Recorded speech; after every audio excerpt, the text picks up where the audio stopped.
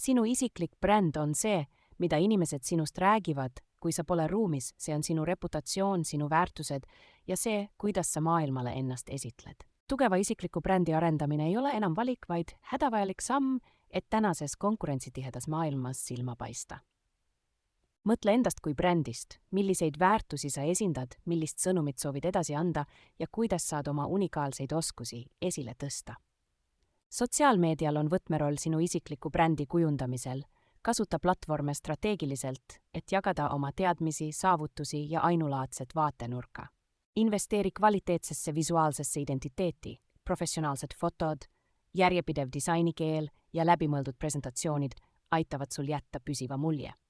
Sinu võime end selgelt väljendada ja oma ideid veenvalt esitleda määrab sageli edu või ebaõnnestumise. Lihvi oma esinemis- ja kommunikatsioonioskusi pidevalt.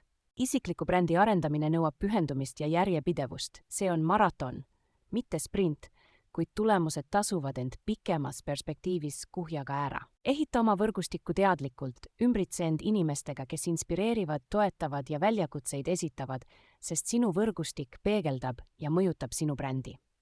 Mõõda oma isikliku brändi mõju, jälgi oma veebilehe külastatavust, sotsiaalmeedia kaasatust ja professionaalseid võimalusi, mis sinu tugeva brändi tulemusena tekivad. Tugev isiklik bränd avab uksi, loob võimalusi ja laseb sul oma valdkonnas tõeliselt särada. Alusta täna, ole autentne ja järjepidev ning tulemused ei jää tulemata.